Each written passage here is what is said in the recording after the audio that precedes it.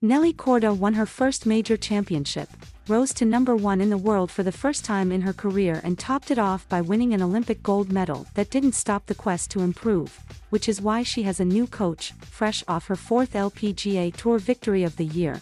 The 23-year-old American said she began working a few weeks ago with Jamie Mulligan, the longtime pro at Virginia Country Club in Long Beach, California, whose clientele most notably includes Patrick Cantlay.Korda said she surfed around for a new coach, an appropriate choice of words since Mulligan is a surfer at heart when he's not doing his day job. Why Mulligan? It starts with her sister, Jessica. I know Jess is really good friends with Patrick Cantlay and, I don't know, I've kind of surfed around, Korda said. I thought about a couple coaches and I liked his demeanor. I like the way he's super positive. I think we've just clicked kind of since the first day, and I really enjoy being around him. She said she still uses longtime coach David Whalen for her short game. Korda says she isn't doing much with her swing because she's in the middle of the season. The CME Group Tour Championship is the last official event of the year, and she also is playing with her father, former Australian Open tennis champion Patrick Cantlay.Korda, in the PNC Championship in December. I definitely do know my golf swing. I've kind of gotten really obsessed with it in the past couple of years, she said. I think it's very important since you're kind of by yourself week in and week out to be your own coach in a sense and kind of know some stuff about it. But I think it's super important also to have the guidance and to have someone to lean on.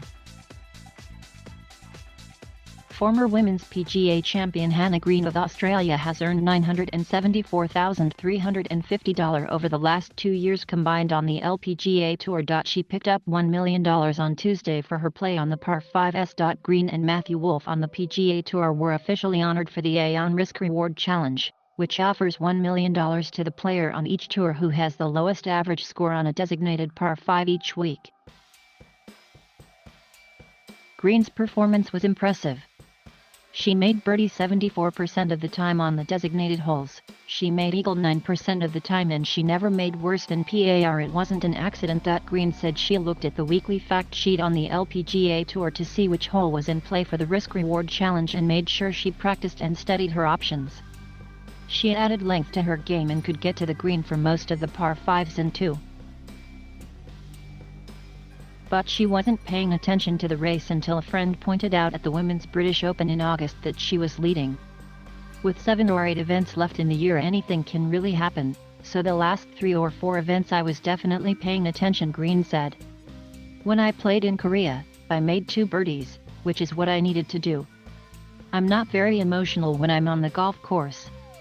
I don't really fist pump a lot or high five with my caddy. But that was a big moment. Aon pays the men and women equally, but the official money is vastly different. Wolff finished 47th on the PGA Tour money list last season and won just over $2.5 million. Green is 35th on the LPGA Tour money list this season with $531,507. She referred to the bonus as a life changer, and that starts with real estate. I actually wanted to buy a house during the off-season, she said. It is quite difficult to buy houses in Australia, especially as a sports person with the not frequent income, and as well as foreign income. So in a way for me it will be life-changing. I could almost pay my house off and not have a mortgage, so it's setting me up for after I finish playing golf. Renee Powell is the inaugural winner of the Charlie Sifford Award created by the World Golf Hall of Fame to honor those who advanced diversity in golf. Powell will be honored March 9 alongside the newly created Lifetime Achievement Award winners and this year's induction class of Tiger Woods, Tim Finchem, Marion Hollins, and Susie Maxwell Burning. Powell was the second black woman to compete on the LPGA Tour. For the last 25 years, she has served as head pro at Clearview Golf Club in Ohio, which her father, William Powell, established in 1946 as the first American course designed, built, owned, and operated by a black man. As a youngster, my parents fought to get me into tournaments when I was not welcomed because of the color of my skin, which instilled in me how important it is to get young people into the game to help build their self-confidence, Powell said. I'm honored to be the first recipient of this award and to see Charlie Sifford be recognized for breaking down barriers that never should have been put in front of him and all others of color who strive to play this game. Sifford fought the PGA of America's Caucasian-only clause and became its first black member in 1960. He went on to win twice, including the Los Angeles Open that now offers a sponsor exemption in his name. In 2004, he became the first black player inducted into the Hall of Fame. According to the PGA Tour, Jason Kokrak is the fifth player since 1983 to post a score of 41 or higher over 9 holes and still win the tournament. He played his final 7 holes in 7 over par when he completed the second round of the Houston Open on Saturday morning. He closed with rounds of 66 to 65 to win by 2. The record since 1983 belongs to Kenny Knox in the 1986 Honda Classic.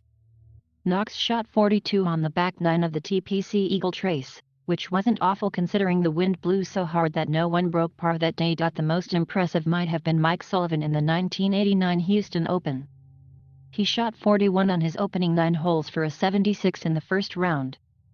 He made the cut on the number and was 13 shots behind and shot 65 the final day to erase a 7-shot deficit and win. Drop the number by 1 shot, and it's impossible to overlook Tiger Woods. He shot 40 on his front 9 at Augusta National in his first Masters as a pro and went on to win by 12 shots. Patrick Cantlay decided not to play the Hero World Challenge, giving him a full 3 months off after the Ryder Cup. He was replaced in the field in the Bahamas by Matt Fitzpatrick. Stephan Jaeger has won the Korn Ferry Tour Player of the Year. After 2 years, the Pelican Women's Championship is extending its deal with the LPGA Tour for an additional 4 years and raising prize money next year to $2 million. Former Secretary of State Condoleezza Rice is the 2022 recipient of the Ambassador of Golf Award that will be presented in July at the Senior Players Championship at Firestone. The award is for those who have fostered the ideals of golf on an international level. Martin Traynor tied for 5th and earned $289,688 at the Houston Open. In his previous 70 tournaments, he made $229,385.